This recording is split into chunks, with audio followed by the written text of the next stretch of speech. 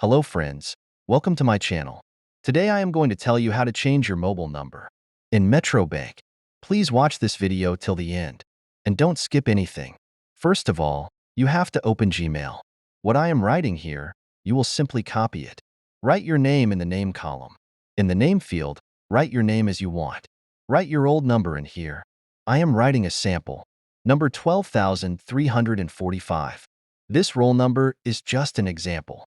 In the new number column, write the new number you want to change or update. Lastly, go to the request column. In the request field, write what I am writing here. Please change the mobile number in Metrobank. Finally, I can see there is an option for the subject regarding updating the mobile number.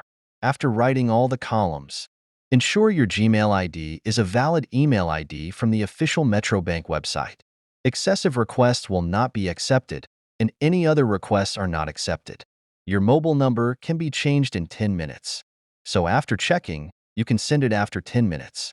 Your request will accept mobile number change. And update 148, 2721. Lastly, I want to tell you the third option.